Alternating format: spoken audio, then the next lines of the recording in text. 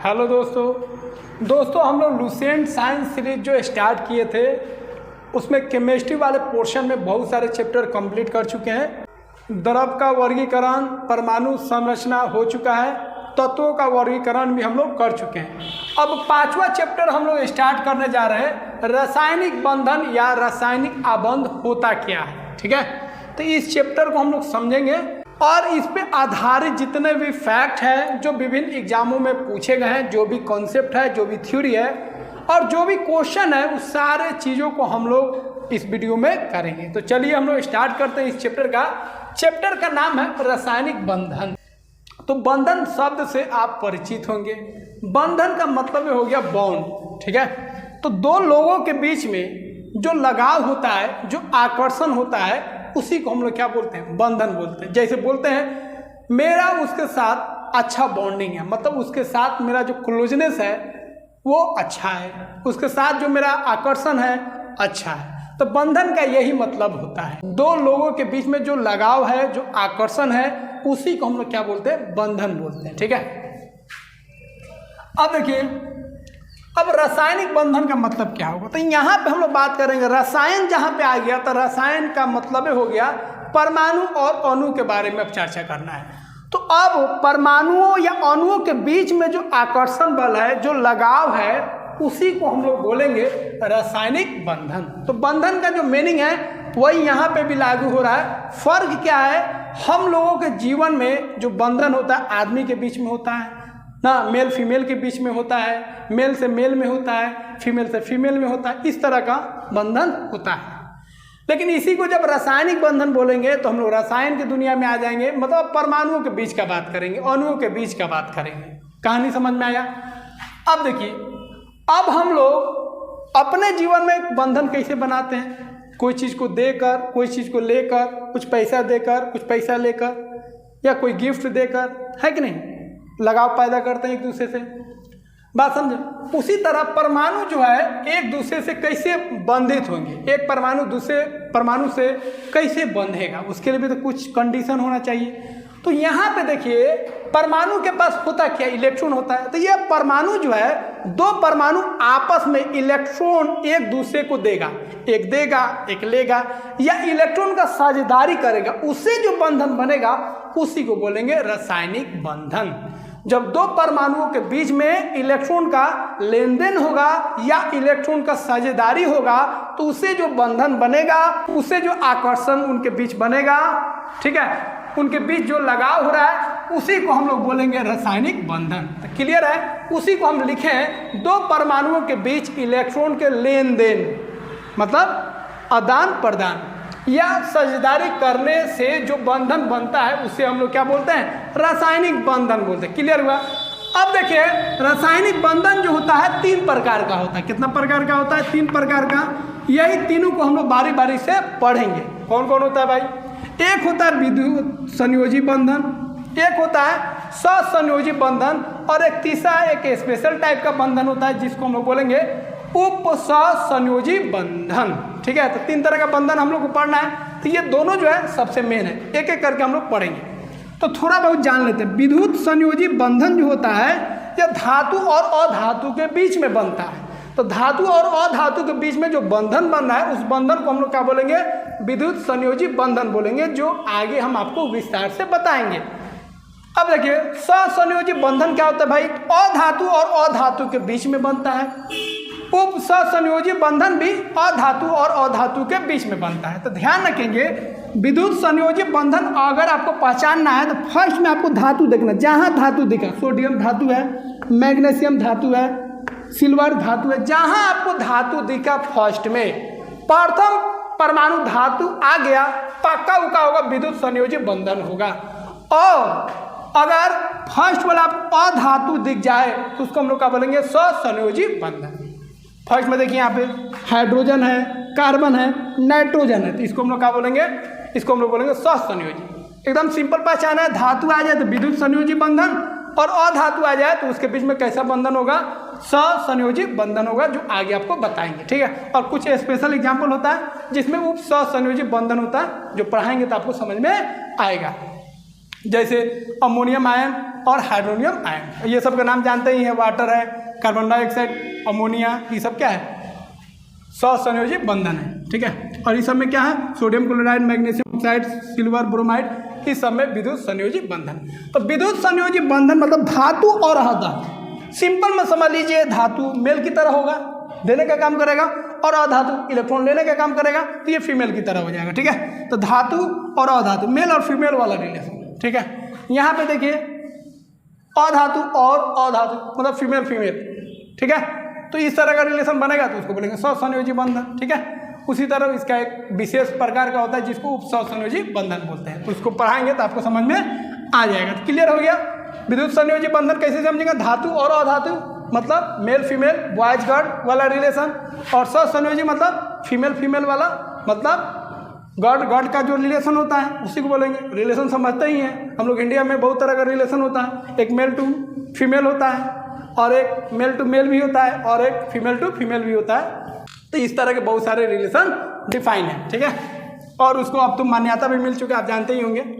खैर, तो हम लोग यहाँ पे रासायनिक बंधन का बात कर रहे हैं, तो यहाँ पे हम लोग का मतलब रहेगा, तो हम लोग यहाँ पे किससे मतलब रखेंगे, मेल फीमेल से नहीं रखेंगे। यहाँ पे हम लोग को मतलब रखना है परमाणु से। ठीक है, परमाणु के बीच में किस तरह का बंधन बन रहा है। अब आप इसका स्क्रीनशॉट लीजिए, आगे हम लोग एक एक करके पढ़ेंगे विद्युत संयोजी बंधन क्या होता है, उसका क्या क्या गुण होता है, कैसे पहचानते हैं, फिर सहसंयोजी बंधन क्या होता है, उसका गुण क्या होता है, फिर उप सहसंयोजी बंधन क्या होता है, उसका गुण क्या होता है, और उसको हम लोग कैसे पहचानेंगे। तो स्क्रीनशॉट लीजिए। अब हम लोग आगे बढ़ते हैं। दोस्तों, अब हम लोग बात करेंगे विद्युत संयोजी बंधन, या उसी को हम लोग दुलार से बोलते हैं आयनिक बंधन। ठीक है, तो विद्युत संयोजी बंधन उर्फ आयनिक बंधन बोलेंगे इसको, उसका प्यारा नाम है आयनिक बंधन। तो आयनिक बंधन से ज़्यादा प्रचलित है।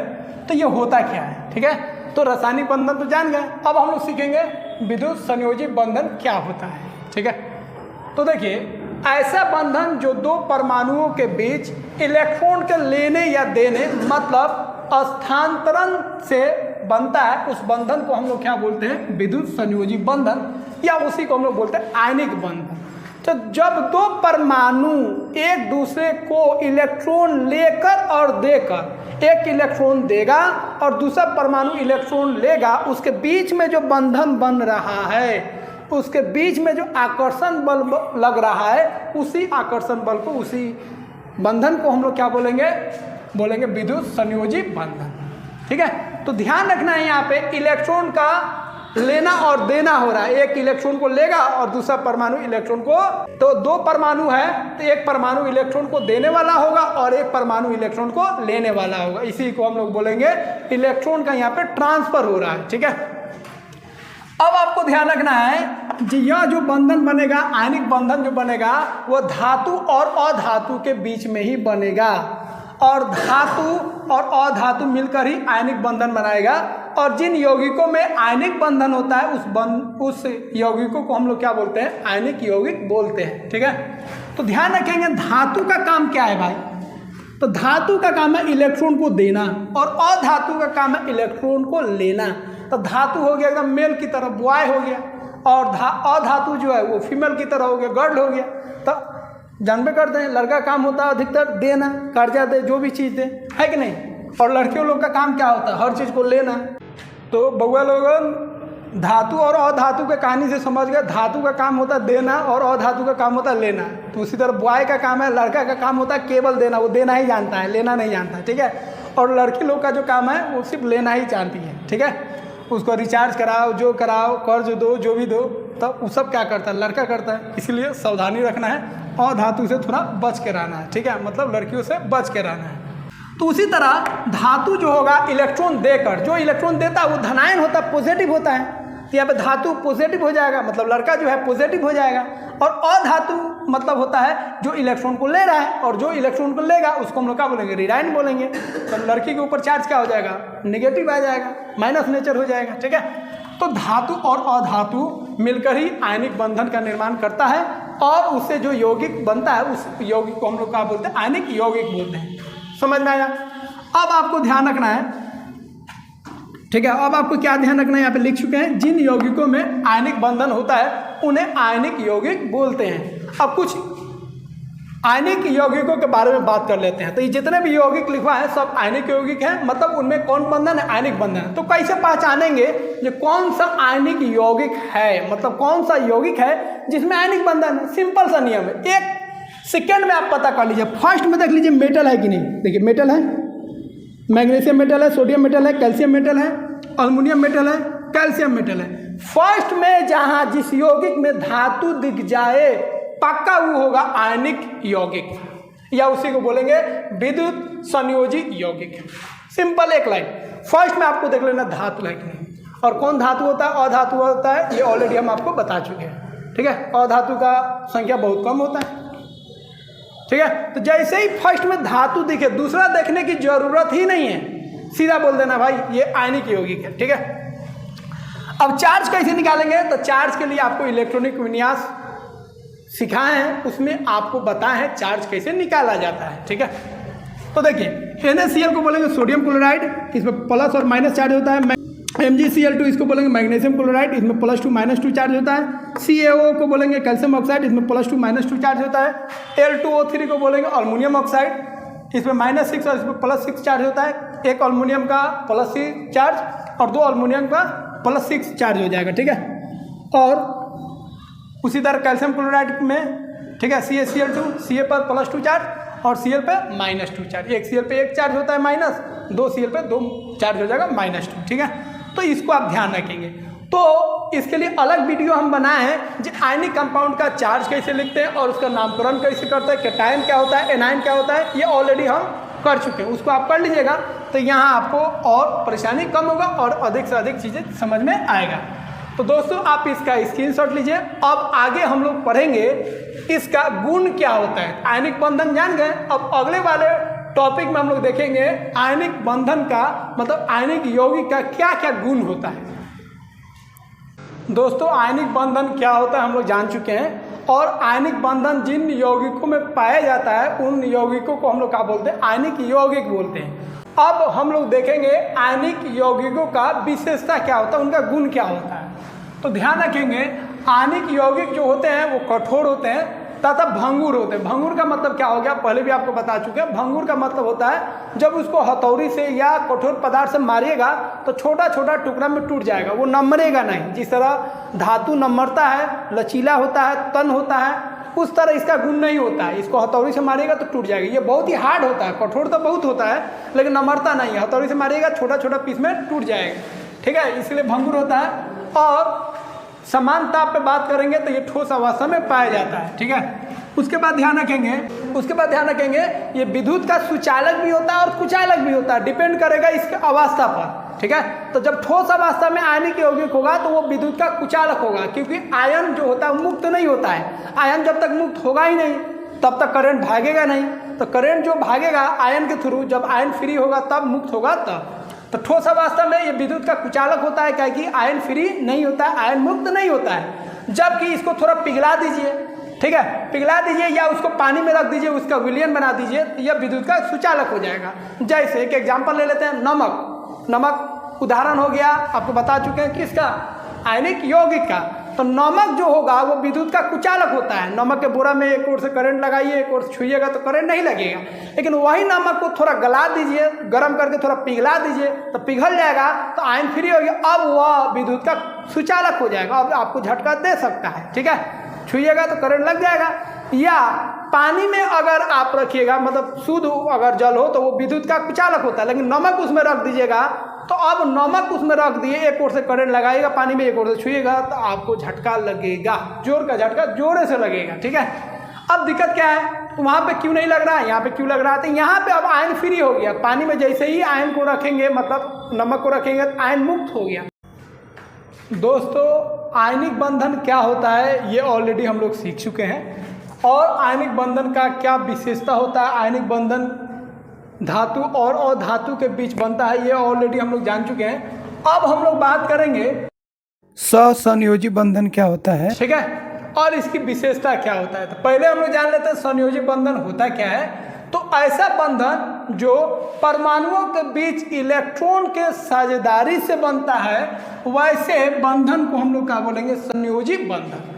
मतलब अब यहाँ पे जो परमाणु है वो क्या करेगा, परमाणु मान लीजिए दो है, एक ए है और एक बी है, तो ए कहेगा कि कुछ परमाणु हम देते हैं और कुछ परमाणु आप लाइए और दोनों आदमी मिलके क्या किया जाए, साझेदारी किया जाए। और साझेदारी का मतलब क्या हो गया, वो चीज़ आपका भी रहेगा, वो चीज़ मेरा भी रहेगा। जैसे मान लीजिए हम हैं और मेरा दोस्त है, ठीक है, हम दोनों को मिलके एक दुकान खोलना है, ठीक है, उसमें 2 लाख रुपया लग रहा है, 1 लाख वो देगा, 1 लाख हम देंगे, बराबरी का पार्टनरशिप होना चाहिए, 1 लाख हम 1 लाख वो देगा, तो हम लोगों के बीच में एक बॉन्ड बन गया। हो सकता है 4 लाख का जरूरत हो तो 2 लाख हम देंगे, 2 लाख वो देगा, तो ये 4 लाख जो आएगा, 2 लाख वो देगा, 2 लाख हम देंगे, तो ये 4 लाख मेरा भी कहलाएगा और 4 लाख उसका भी कहलाएगा, क्या कि हम लोग पार्टनरशिप में हैं। बात समझ में आया। उसी तरह मानिए 6 लाख का जरूरत पड़ेगा तो 3 लाख हम देंगे, 3 लाख वो देगा, तो कितना लाख हो गया, 6 लाख। 6 लाख का अधिकार उसके पास भी है और 6 लाख का अधिकार मेरे पास भी है। तो पार्टनरशिप का मतलब ये होता है कुछ तुम लाओ, मतलब जितना तुम लाएगा उतना हम लाएंगे और दोनों के बीच में क्या हो जाएगा, पार्टनरशिप हो जाएगा, बंधन हो जाएगा। तो यहाँ पे ध्यान रखना है, यहाँ पे इलेक्ट्रॉन का साझेदारी हो रहा है 2 परमाणुओं के बीच में। साझेदारी कैसे होगा, ये नहीं कि एगो हम लाए 2 तुम लाओ, या 2 हम लाए एगो तुम लाओ, या 3 तुम लाओ 2 हम, नहीं। साझेदारी बराबरी का होगा, पार्टनरशिप भी बराबरी का होगा, ठीक है, 50-50, जितना तुम लाएगा उतना हम लाएंगे। तो 1 हम लाएंगे तो 1 तुम लाओ, 2 हम लाए तो 2 तुम लाओ। परमाणु बोल देगा भाई जितना हम देंगे उतना तुमको भी लाना पड़ेगा, तब जाके साझेदारी बनेगा और उससे जो बंधन बनेगा उसी को बोलेंगे संयोजी बंधन, ठीक है। अब देखिए संयोजी बंधन जिन यौगिकों में होता है उस यौगिक को हम लोग बोलते हैं ससंयोजी यौगिक बोलते हैं, ठीक है, क्लियर है। अब देखिए संयोजी बंधन किस में बनता है तो बता चुके, अधातु और अधातु, अधातु और अधातु के बीच में जो बंधन बनता है उसी को बोलते हैं ससंयोजी बंधन। अब आपको ध्यान रखना है, मोस्ट इंपोर्टेंट, बहुत ही महत्वपूर्ण है, संयोजी बंधन जो होता है 3 प्रकार का होता है। कितना प्रकार का होता है, 3 प्रकार का होता है। एक होता है एकल बंधन, एक होता है द्विबंधन, एक होता है त्रिबंधन।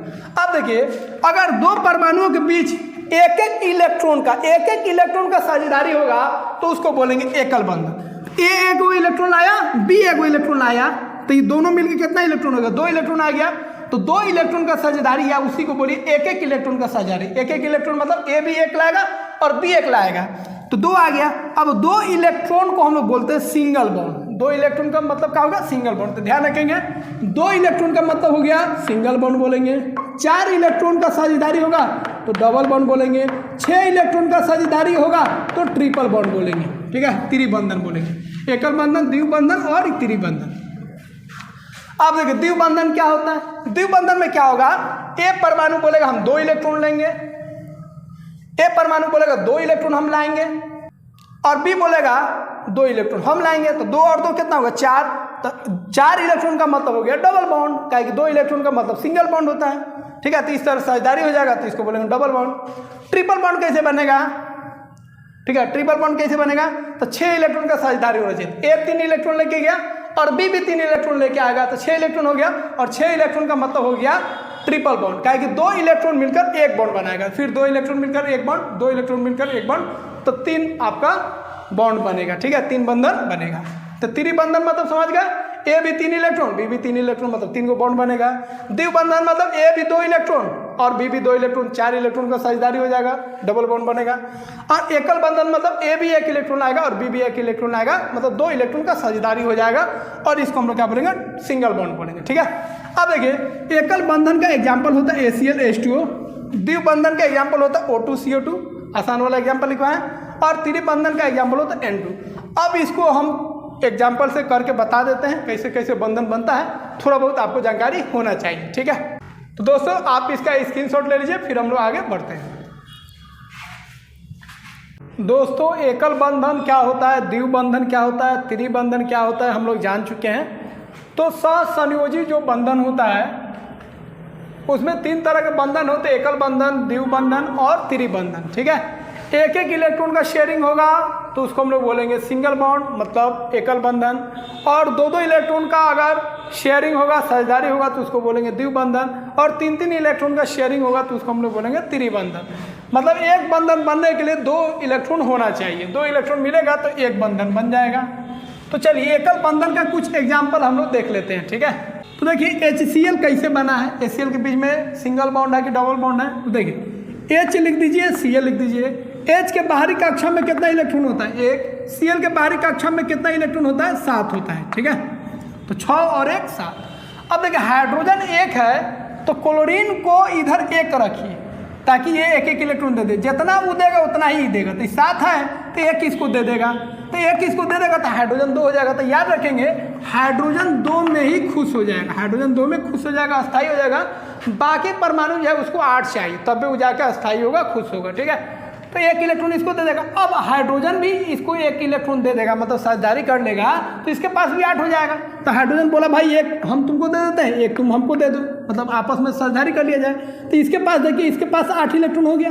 7 तो पहले से था, हाइड्रोजन वाला 1, और हाइड्रोजन बोलेगा मेरे वाला 1 और आपका 1 हो गया जो दिए हैं, तो मेरे पास भी कितना आ गया? 2 आ गया। तो हाइड्रोजन भी खुश हो गया, क्लोरीन भी खुश हो गया। अब यहाँ पे 2 इलेक्ट्रॉन का साझेदारी हुआ, मतलब 1 इलेक्ट्रॉन का साझेदारी हुआ, तो इसको बोलेंगे सिंगल बॉन्ड बन गया। वाटर में देखिए जो कम परमाणु रहेगा, जैसे ऑक्सीजन की संख्या कम, उसको बीच में रखेंगे, O को बीच में रख दीजिए। 2 का हाइड्रोजन है, एक इधर रख दीजिए। ठीक है, यहाँ पर देखिए ऑक्सीजन के बाहरी कक्षा में 6 इलेक्ट्रॉन है। हाइड्रोजन में कितना होता है? 1 होता है, तो हाइड्रोजन का 1। अब 1 है तो 1 को देना है, तो ऑक्सीजन के 1 इधर, ऑक्सीजन के 1 इधर, 2 हो गया, 2 ऊपर 2 नीचे कर दीजिए, 6 हो गया। ठीक है, अब ऑक्सीजन 1 इसको दे देगा, E इसको दे देगा, तो हाइड्रोजन क्या हो गया? खुश हो जाएगा। हाइड्रोजन का कितना हो जाएगा? 2 हो जाएगा, और इस हाइड्रोजन का भी 2 हो जाएगा, और इस ऑक्सीजन का जोड़िएगा, इस सर जोड़िएगा तो 2 2 4 2 6 और 2 8, ये भी खुश हो जाएगा। तो सबको खुश कर देना है। ठीक है, सिंगल बॉन्ड हो गया। NH3 में देखिएगा तो N को बीच में रख दीजिए। N का कितना वैलेंस इलेक्ट्रॉन होता है? 5 होता है। ठीक है, और हाइड्रोजन 3 का 1 2 3 लिख दीजिए, या ऊपर लिख दीजिए, कहीं पे लिख दीजिए 3 को। ठीक है, अब ये हाइड्रोजन 1 है, इस हाइड्रोजन के पास 1 है, इस हाइड्रोजन के पास 1 है, इस हाइड्रोजन के पास भी 1 इलेक्ट्रॉन है। अब N के पास 5 है, 1 दे देगा, 1 इसको 3 दे दिया, 2 बच जाएगा इसके पास। ठीक है, तो 1 इलेक्ट्रॉन का शेयरिंग हुआ, सिंगल हो गया, 2 इसके पास बच जाएगा, तो उसको लिखने की जरूरत नहीं है। ठीक है, ये सिंगल बॉन्ड हो गया। अब डबल बॉन्ड में देखिए O2 में अगर बात करेंगे तो सिंगल बॉन्ड से बनेगा ही नहीं, 8 को पूरना चाहिए। तो 1 अगर कीजिएगा, O में 6 को है, ठीक है, 1 दीजिएगा तो होगा ही नहीं। तो ये देखिए इसको 8 को पूरी, 2 2 4 2 5 1 7 7 हो रहा है, तो सिंगल बॉन्ड होगा ही नहीं, तो इसमें डबल बॉन्ड होता है। तो ऑक्सीजन देखिए 6 को है, 6 को इसके पास में, तो बोलेगा 2 को भाई तू ले ले और 2 को हमको दे दे, मतलब शेयरिंग कर ले 2 तो 2 का शेयरिंग कर लेगा। तो इसके पास कितना आ गया? देखिए 8 हो गया, और ये बोलेगा भाई हमरो तो 8 हो गया, क्या तुम्हारा जो है वो मेरा हो गया और मेरा जो है तुम्हारा हो गया। 2 का शेयरिंग हुआ, 2 को इसका भी, 2 को इसका भी, यहाँ पर डबल बॉन्ड बन जाएगा। 4 इलेक्ट्रॉन का शेयरिंग हुआ। CO2 में देखिए C को बीच में रख दीजिए, O कर दीजिए, O में 6 को है, O में 6 हो गए।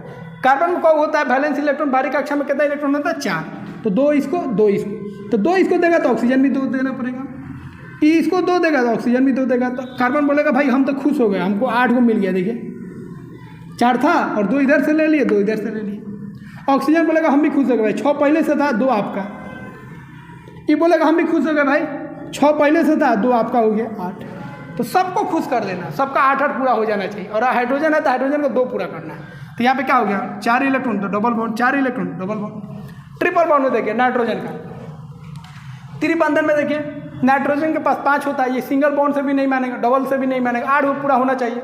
तो बोलेगा भाई 3 शेयरिंग कर लिया जाए, 3 ही देगा इसको, 3 ही इसका ई देगा। इसके पास कितना आ जाएगा? देखिए 5 पहले से था, 5 और 3 8, इसके पास 5 पहले से था, इसका 3 को कितना हो गया? 8। तो 8 इसका भी, 8 इसका भी, खुश हो गया। तो 6 इलेक्ट्रॉन का शेयरिंग हुआ, इसलिए यहाँ पे क्या आ जाएगा? ट्रिपल बॉन्ड आ जाएगा।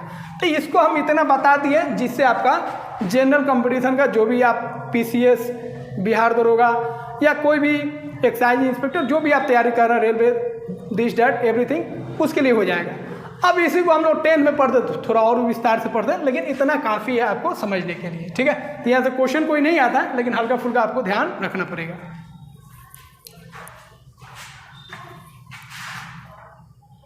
तो दोस्तों यहाँ पे हम लोग सीखेंगे ससंयोजिक यौगिक की विशेषता। मतलब ससंयोजिक यौगिक जो होते हैं, मतलब जिनके अंदर ससंयोजी बंधन होता है, उनका विशेषता क्या होता है। तो आयनिक यौगिक हम लोग पढ़ चुके हैं, वो कठोर होता है, भंगुर होता है, विद्युत का सुचालक भी हो सकता है, कुचालक भी होता है। ये डिपेंड करेगा वो ठोस अवस्था में है कि विलयन अवस्था में है कि गलित अवस्था में है।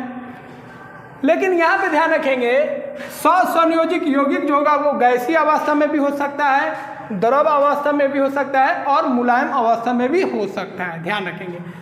अब एग्जाम्पल आप ध्यान रखेंगे, बता चुके हैं जितना भी अधातु वाला आएगा, जैसे फर्स्ट में जहाँ अधातु देंगे CO2 CO, ठीक है, N2O NO, ठीक है, PCl3, जहाँ फर्स्ट में दिख जाए आपको अधातु उसको हम लोग बोलेंगे ससंयोजिक यौगिक। जहाँ पे फर्स्ट में दिख जाए धातु उसको बोलेंगे आयनिक यौगिक, जहाँ पे अधातु दिखे उसको बोलेंगे ससंयोजिक यौगिक, ठीक है। तो ये गैसीय अवस्था में भी हो सकता है, द्रव अवस्था में भी हो सकता है और मुलायम अवस्था में भी हो सकता है, मतलब मुलायम ठोस अवस्था में भी हो सकता है, ठीक है, ध्यान रखेंगे। उसके बाद कुछ अपवाद को छोड़कर कुछ ऐसे ससंयोजिक यौगिक जो होते हैं मुलायम नहीं तो बहुत ही कठोर होते हैं, जैसे हीरा, सिलिकॉन, जर्मनी, ठीक है, सिलिकॉन कार्बाइड, ये सब जो होता है बहुत ही कठोर होते हैं। उसके बाद इनका क्वथनांक और गलनांक जो होता है कम होता है, निश्चित है। जब ये मुलायम होंगे, द्रव अवस्था में होंगे, गैस अवस्था में, तो इसका क्वथनांक और द्रवनांक जो होगा क्या होगा, निम्न होगा। लेकिन इसका छोड़ के, इसको छोड़ के, ये जो अपवाद में लिखे इसका बहुत हाई होता है, सबसे अधिक जानते ही हीरा का होता है। उसके बाद ये विद्युत के कुचालक होते हैं, किसी भी अवस्था में रखिए, द्रव अवस्था में या गलित अवस्था में या कोई अवस्था में रखिए, ये विद्युत के कुचालक होंगे। उसके बाद ये दिशानात्मक होते हैं, इनमें दिशा होता है, ठीक है, काहे कि बॉन्ड आप बना रहे हैं तो उसका एक दिशा होता है। उसके बाद ये कार्बनिक विलयन, जैसे बेंजीन एंथ्रासीन में ये घुलनशील होंगे, ठीक है, परंतु ये अकार्बनिक विलयन जैसे जल और अल्कोहल में क्या होंगे, अघुलनशील होंगे, ठीक है। तो इतना पॉइंट को आपको ध्यान रखना है। तो दोस्तों आप इसका स्क्रीनशॉट लीजिए, फिर हम लोग आगे बढ़ते हैं। दोस्तों आयनिक बंधन क्या होता है ये ऑलरेडी हम लोग सीख चुके हैं, और उसके बाद हम लोग सीखे थे ससंयोजी बंधन क्या होता है। अब तीसरा बंधन हम लोग सीखेंगे, उप ससंयोजी बंधन क्या होता है। तो दोस्तों आपको पहले ही बता चुके हैं, बंधन जो होता है रासायनिक बंधन 3 प्रकार का होता है, एक आयनिक बंधन होता है, एक ससंयोजी बंधन होता है, और एक तीसरा बंधन होता है उप ससंयोजी बंधन। इसके बारे में हम लोग जान लेते हैं। तो देखिए उप ससंयोजी बंधन जो होता है वो एक स्पेशल टाइप बंधन होता है, एक विशेष प्रकार का बंधन होता है। किसका, तो यह भी एक तरह का क्या होता है, ससंयोजी बंधन ही होता है, लेकिन थोड़ा स्पेशल टाइप का होता है। क्या होता है उसको समझ लेते हैं। तो देखिए ऐसा बंधन जो दो परमाणुओं के बीच एक इलेक्ट्रॉन जोड़ी की साझेदारी से बनता है उसे हम लोग बोलेंगे उप ससंयोजी बंधन।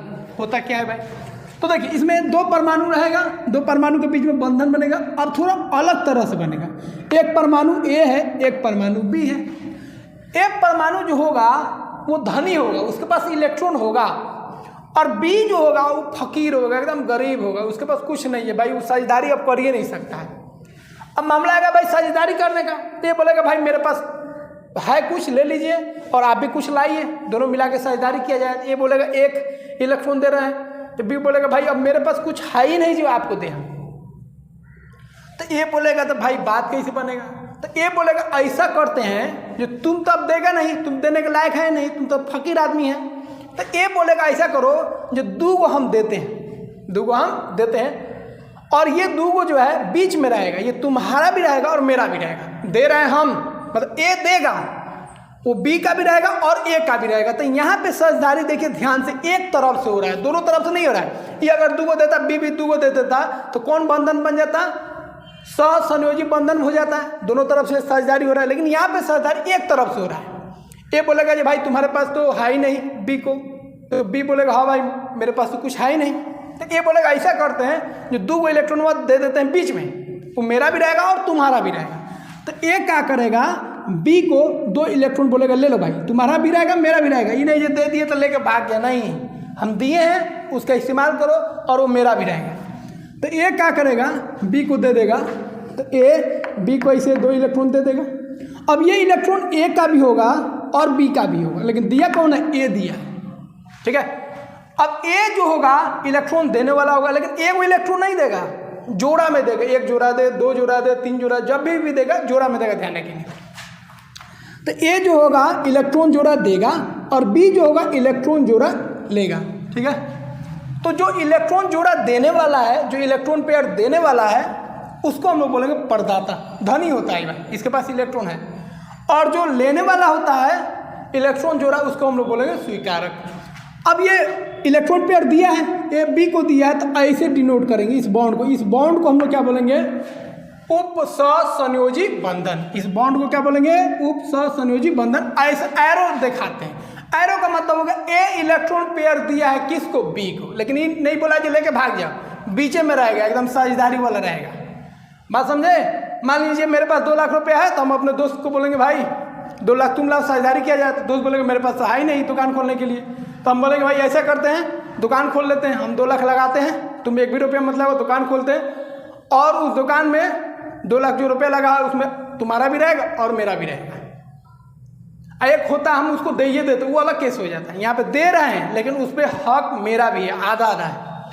तो इस बंधन को हम लोग बोलेंगे उपसहसंयोजी बंधन। तो उपसहसंयोजी बंधन में ध्यान रखिएगा, एक इलेक्ट्रॉन पेयर देने वाला होता है और एक इलेक्ट्रॉन पेयर लेने वाला होता है। जो इलेक्ट्रॉन पेयर देने वाला होता है उसको प्रदाता बोलते हैं, और जो इलेक्ट्रॉन पेयर लेने वाला होता है, स्वीकार करता है, उसको स्वीकारक बोलते हैं। कुछ एग्जाम्पल देख लेते हैं हम लोग। जैसे हाइड्रोनियम आयन कैसे बनता है? तो वाटर जो होता है, जल जो होता है, H प्लस मतलब हाइड्रोजन के पास कोई इलेक्ट्रॉन है ही नहीं, एकदम गरीब है, फकीर है। ई का है, इसके पास इलेक्ट्रॉन है, ऑक्सीजन में देखिए इलेक्ट्रॉन है यहाँ पे। अब वाटर बोलेगा भाई तू घबरा मत, हम तुमको दे देते हैं। तो वाटर जो है एक इलेक्ट्रॉन पेयर इसको दे देगा, तो ये नया चीज बन जाएगा H3O+, जिसको हम लोग बोलेंगे हाइड्रोनियम आयन।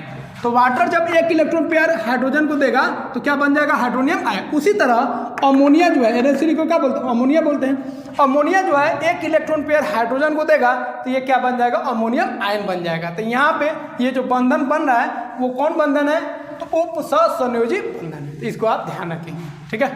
तो अब आप इसका स्क्रीनशॉट लीजिए, फिर हम लोग आगे बढ़ते हैं। तो दोस्तों उपसहसंयोजी बंधन क्या होता है हम लोग जान चुके हैं। अब हम लोग बात करेंगे हाइड्रोजन बंधन क्या होता है। तो देखिए, जब हाइड्रोजन जो है FON, याद रखिए, फ्लोरीन ऑक्सीजन नाइट्रोजन, फोन याद रखना है। जब हाइड्रोजन FON फोन के साथ कोई भी बंधन बनाएगा तो उस बंधन को हम लोग बोलेंगे हाइड्रोजन बंधन। बस ध्यान रखें, तीन के साथ हाइड्रोजन जब भी चिपकेगा, बंधन बनाएगा, F के साथ है या O के साथ है या N के साथ है, तो उस बंधन को हम लोग बोलेंगे, क्या बोलेंगे? हाइड्रोजन बंधन। ये थोड़ा मजबूत होता है, ठीक है। और ध्यान रखेंगे इस यौगिकों को बोलेंगे, जो हाइड्रोजन और FON के साथ जो मिलकर यौगिक बना है, उन यौगिकों को हम लोग बोलेंगे हाइड्रोजन बंधित यौगिक। तो 3 ही आपको ध्यान रखना है, इसके अलावा भी होता है लेकिन ये 3 बहुत इंपॉर्टेंट है। H का F के साथ है तो हाइड्रोफ्लोरिक एसिड इसको बोलते हैं, हाइड्रोफ्लोराइड, ठीक है। इसी को हाइड्रोफ्लोरिक एसिड भी बोलते हैं, इसको वाटर बोलते हैं, जल, और इसको अमोनिया बोलते हैं। तो हाइड्रोफ्लोरिक एसिड में हो या वाटर में हो या अमोनिया में, तीनों में हाइड्रोजन बंधन होता है, ध्यान रखेंगे। उसके बाद तीनों में सबसे मजबूत कौन होगा? तो F। उसके बाद कौन होगा? H2O। ये तीनों में सबसे मजबूत कौन होगा? HF। उसके बाद H2O, उसके बाद NH3, ठीक है। H और F के बीच में जो बंधन है बहुत मजबूत होता है। उसके बाद H और O के बीच में, उसके बाद H और N के बीच में। तो इसको आपको ध्यान रखना है। तो दोस्तों आप इसका स्क्रीनशॉट लीजिए, फिर हम लोग आगे बढ़ते हैं। दोस्तों यहाँ पे कुछ महत्वपूर्ण बात को आपको ध्यान रखना है। बंधन जो होगा 2 तरह का होता है, एक सिग्मा बंधन होता है और एक पाई बंधन होता है। सिग्मा बंधन कब बनता है? तो जब कक्षक जो है, ठीक है, जब कक्षक जो है रैखिक अक्ष पर मिलता है, जैसे एक कक्षक हो गया और ये दूसरा कक्षक हो गया, ठीक है। ये जब ऐसे मिलेगा, हॉरिजॉन्टल मिलेगा, तो कक्षक के ऐसे मिलने से जो बंधन बना है उस बंधन को बोलेंगे सिग्मा बंधन, ठीक है। उसके बाद ध्यान रखेंगे जब कक्षक ऐसे मिलेगा, खाड़ा मिलेगा, ठीक है, तो इस कक्षक के मिलने से इस तरह का जो बंधन बनता है उसको बोलते हैं पाई बंधन बोलते हैं, ठीक है। तो पार्श्व जब मिलेगा तो पाई बंधन बोलेंगे, और जब रैखिक अक्ष पर मिलेगा कक्षक तो उसको हम लोग क्या बोलेंगे? सिग्मा बंधन बोलेंगे। सिग्मा बंधन क्या होता है? ये मजबूत होता है और स्थिर रहता है, मतलब एक जगह रहेगा, जहाँ है वहीं पे रहेगा, घूमता घूमता नहीं है और मजबूत होता है। जबकि पाई बंधन जो होता है ये अस्थिर रहता है, कभी ई डाल कभी ऊ डाल, कभी वो परमाणु अलग अलग परमाणु पे घूमते रहता है, इसीलिए ये कमजोर होता है। ठीक है, तो ये पॉइंट याद रखेंगे। उसके बाद मोस्ट इम्पोर्टेंट इसको याद रखना है, इस पे क्वेश्चन बहुत सारा बनता है। एकल बंधन, एक अगर बॉन्ड रहेगा किसी भी परमाणु में, दो परमाणु के बीच में एक बंधन है तो उसको हम लोग बोलेंगे सिग्मा बॉन्ड, सिग्मा बोलेंगे। अगर डबल बॉन्ड है किसी परमाणु के बीच में, दो परमाणु के बीच में डबल बॉन्ड है तो एगो सिग्मा बोलेंगे और एगो पाई बोलेंगे। अगर किसी परमाणु के बीच में ट्रिपल बॉन्ड है, 3 को बंधन है तो उसको बोलेंगे एगो सिग्मा और दूगो पाई। ध्यान रखेंगे, सिंगल बॉन्ड आएगा तो सिग्मा बॉन्ड बोलेंगे, डबल बॉन्ड आएगा तो एगो सिग्मा होगा उसमें और एगो पाई बॉन्ड होगा, ट्रिपल बॉन्ड आएगा तो एगो सिग्मा होगा और दूगो पाई बॉन्ड होगा, उसको ध्यान रखेंगे। ठीक है, जैसे एक एग्जाम्पल आपको हम बता देते हैं। जैसे कार्बन डाइऑक्साइड का ये स्ट्रक्चर होता है। अब यहाँ पे देखिए बोलेंगे जे सिंगल बॉन्ड कितना है, तो देखिए डबल बॉन्ड में बताएं एगो सिग्मा होता है, एगो पाई, एगो सिग्मा एगो पाई। यहाँ पे देखिए डबल बॉन्ड है तो एगो सिग्मा और एगो पाई। कितना सिग्मा होगा, 2 सिग्मा और 2 पाई। तो CO2 में 2 सिग्मा होता है और 2 पाई होता है। उसी तरह बेंजीन का बात करेंगे, C6H6, ये क्वेश्चन पूछा गया BPSC में, तो इसका स्ट्रक्चर आप बना लीजिए। ठीक है, स्ट्रक्चर बहुत इंपॉर्टेंट है इसका, ऐसे होता है और सब में CH लगा दीजिए। तो देखिए जितना भी डबल बॉन्ड देख रहे हैं उसको पाई बोलेंगे, तो डबल बॉन्ड का हुआ 1 2 3, तो पाई कितना हो जाएगा, 3 पाई हो गया। और सिग्मा जोड़िए, सिंगल बॉन्ड को जोड़िए, तो हाइड्रोजन 1 2 3 4 5 6 7 8 9 10 11 12। ठीक है, तो 12 क्या हो जाएगा, सिग्मा बॉन्ड हो जाएगा। तो ये याद भी रख सकते हैं, जब बेंजीन का ये फॉर्मूला होता है उसमें 3 पाई बॉन्ड होता है और 12 सिग्मा होता है, इसको आप ध्यान रखेंगे। ठीक है, तो दोस्तों इसका आप स्क्रीनशॉट लीजिए, फिर हम लोग आगे बढ़ते हैं। दोस्तों अब हम जानेंगे समीकरण हम लोग कैसे निकालते हैं। तो कुछ तरीका है, उसको आप सीख जाएगा तो समीकरण आप आसानी से निकाल सकते हैं। तो समीकरण क्या है उसमें नहीं जाना है हम लोगों को, बस समझना समीकरण निकालते कैसे हैं। ठीक है, इस तरह हम लोग आसानी से कर सकते हैं। तो क्या करना है, आपको ये जो नंबर है इसको ध्यान रखना है। ये नंबर कैसे निकाला जाता है आपको बताएंगे। तो अणु आपको दे देगा और उसका आपको नंबर निकाल लेना है। नंबर के सहारे आप जान सकते हैं उसका समीकरण क्या है और उसका ज्यामिति क्या है। ठीक है, तो नंबर अगर 2 आया तो उसका जो समीकरण होगा SP होगा और उसका ज्यामिति रैखिक होगा। ठीक है, अगर नंबर 3 आया तो उसको समीकरण SP2 होगा और उसका जो ज्यामिति होगा वो त्रिकोणीय होगा, मतलब एक परमाणु यहाँ पे होगा, एक परमाणु यहाँ पे होगा, एक परमाणु यहाँ पे, एक परमाणु यहाँ पे, ऐसे अरेंज होगा। अगर नंबर 4 आया तो उसका समीकरण SP3 होगा और उसका ज्यामिति क्या होगा, चतुष्फलकीय होगा।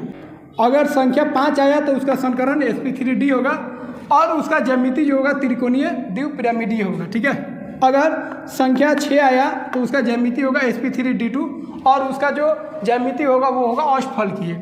अगर संख्या निकालने पर 7 आया तो उसका जो समीकरण होगा SP3D3 होगा और उसका ज्यामिति क्या होगा, पंचभुजीय द्विपिरामिडीय। तो आपको इस संख्या को ध्यान रखना है। संख्या कैसे निकालेंगे आपको बताएंगे। तो कोई अणु देगा उसका ये संख्या निकालेंगे, तो संख्या के सहारे आप उसका समीकरण और उसका ज्यामिति बता सकते हैं, आपको याद रखना है। ठीक है, 2 आएगा तो एगो S एगो P। ठीक है, आप जानते ही है A से एगो होता है, P 3 को होता है और D को होता है 5 को, ये ध्यान रखिएगा, एक एक बढ़ते जाना है। ठीक है, 3 आएगा तो एगो S 2 को P, 4 आएगा तो एगो S 3 को P, 5 आएगा तो S अब P 3 4 हो गया। अब D को लाएंगे तो D 1, उसी तरह D को आगे बढ़ाते जाएंगे SP3D2, 7 आएगा जितना, तो 7वां इंपोर्टेंट नहीं है, बाकी 2 से लेकर 6 तक बहुत ही इंपोर्टेंट है, 1 नहीं आएगा। ठीक है, तो इसको आप ध्यान रखिएगा। अब आप इसका स्क्रीनशॉट लीजिए, आगे हम बताते हैं इसको हम लोग अप्लाई कैसे करेंगे और कोई अणु दिया हो तो उसका हम लोग समीकरण और उसका ज्यामिति कैसे निकालेंगे। दोस्तों समीकरण क्या होता है हम लोग जान चुके हैं, अब समीकरण कैसे निकालेंगे उसको हम लोग देख लेते हैं। इस पे प्रश्न पूछे जाते हैं। तो देखिए समीकरण निकालने के लिए एक संख्या निकालना पड़ेगा, V + S - Q बटा 2। V क्या है, जो केंद्रीय परमाणु है उसका संयोजी इलेक्ट्रॉन कितना है उसका संख्या, S हो गया उसके बगल में जो परमाणु है वो उसका संख्या, और Q हो गया अणु का आवेश कितना है। ठीक है, आवेश को साइन के साथ लिखना है, माइनस है तो माइनस, प्लस है तो प्लस। ये माइनस पहले से ही फिक्स है, ठीक है। अब ध्यान रखना है जो एस जो होगा परमाणु, जो केंद्रीय परमाणु होगा उसके साथ जो परमाणु है उसका संख्या कितना है, उसमें ओ और एस को नहीं जोड़ना है। एग्जाम्पल से आपको समझाएंगे। जैसे NH3 का निकालना है तो देखिए केंद्रीय परमाणु मतलब जो कम होगा वो केंद्र में होगा, तो यहाँ पे नाइट्रोजन केंद्र में होगा, कम है। यहाँ पे केंद्र में कौन होगा, कार्बन। यहाँ पे केंद्र में नाइट्रोजन, यहाँ पे केंद्र में सल्फर, यहाँ पे केंद्र में कौन होगा, पहले वाला नहीं, जो कम हो। ऑक्सीजन कम है, ऑक्सीजन की संख्या कम है, तो जिसका संख्या कम होगा जिस परमाणु को, उसी को केंद्र में रखेंगे। यहाँ पे केंद्र में कौन होगा, N, यहाँ पे केंद्र में O, यहाँ पे केंद्र में P, यहाँ पे केंद्र में कौन होगा, यहाँ पे केंद्र में कौन होगा, जेनॉन। देखिए तो नाइट्रोजन का संयोजी इलेक्ट्रॉन कितना होता है, 5, और कितना परमाणु चिपका है, 3, तो 3 लिख दीजिए। कोई चार्ज नहीं है तो चार्ज मत लिखिए। तो 5 या 3 8/2 कितना है, 4। 4 का मतलब क्या होता है, sp3 बता चुके हैं आपको।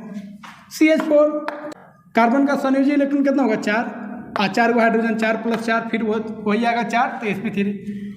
NH3 का नाइट्रोजन का संयोजी इलेक्ट्रॉन 5 और 3 को हाइड्रोजन है तो 3/2 कितना आएगा, 5 और 3 8/2 4, तो sp3। उसी तरह SF4 एस का संयोजी इलेक्ट्रॉन 6 होता है और 4 को परमाणु जुड़ा है तो 4/2 5 आ गया, तो sp3d2। H2O का निकालना है तो बीच वाला केंद्र में कौन है, O है, तो O का संयोजी इलेक्ट्रॉन 6 है और कितना हाइड्रोजन चिपका है, 2, तो 2, 6 + 2/2 तो कितना आएगा, 4 आएगा। 4 का मतलब क्या होगा, sp3। NH4+ का देखिए N का कितना होगा, बीच में है, N का 5, को परमाणु जुड़ा है 4, तो 4 जोड़ दीजिए। अब +4 है तो एक आपको क्या करना, घटा लेना है। देखिए माइनस है तो माइनस लिख दीजिए, और चार्ज 1 है तो 1 लिख दीजिए। अगर माइनस होगा तो -1 लिखना पड़ेगा, ठीक है। तो कितना आएगा, 4 आएगा, तो sp3। H3O+ का तो O का कितना हो जाएगा, 6, O केंद्र में है और 3 को जुड़ा है, 3 को लिख दीजिए, माइनस लिख दीजिए, माइनस कितना चार्ज है, 1, तो 1 लिख दीजिए, ठीक है। उसी तरह PCl5 पे देखिए P केंद्र में है, P का संयोजी इलेक्ट्रॉन 5 और Cl कितना है, 5, 5, 5 10/2 कितना है, 5, 5 मतलब sp3d5। HCl4 का जेनॉन का संयोजी इलेक्ट्रॉन कितना होता है, 8 और 4 को फ्लोरीन है तो 4, 8 4 12/2 6 आएगा। तो ध्यान रखना, एक माइनस चार्ज वाला देख लीजिए। अब इस अणु का हमको निकालना है, तो देखिए केंद्र में कौन है, N का संयोजी इलेक्ट्रॉन 5, को जुड़ा है परमाणु 2, माइनस लिख दीजिए माइनस फार्मूला से, और माइनस चार्ज है तो -1/2 कितना आ गया, 5 2 7 और माइनस माइनस प्लस हो जाएगा, 7 1 8, 8/2 कितना हो जाएगा, 4। इसका भी कितना हो जाएगा, sp3। तो इस तरीके से आप आसानी से किसी भी अणु का समीकरण आप ज्ञात कर सकते हैं। तो दोस्तों इस तरह हम लोग रासायनिक बंधन जो चैप्टर था लुसेंट का, उसको हम लोग कंप्लीट कर चुके हैं। और इस पे आधारित जो भी प्रश्न विभिन्न एग्जामों में पूछे गए, उन सारे प्रश्नों को हम लोग इसी वीडियो में कर लेते हैं, ताकि चैप्टर के साथ साथ थ्योरी के साथ साथ MCQ भी हमारा कंप्लीट हो जाए। तो चलिए दोस्तों अब हम लोग प्रश्नों को कर लेते हैं जो विभिन्न एग्जामों में पूछे गए हैं, जो रासायनिक बंधन से संबंधित है। दोस्तों रासायनिक बंधन क्या होता है और रासायनिक बंधन के जो भी प्रकार होते हैं सारा चीज़ हम लोग ऑलरेडी पढ़ चुके हैं। अब उस पे आधारित जितने भी प्रश्न पूछे गए हैं विभिन्न एग्जामों में, उन प्रश्नों को हम लोग कर लेते हैं। तो चलिए हम लोग स्टार्ट करते हैं।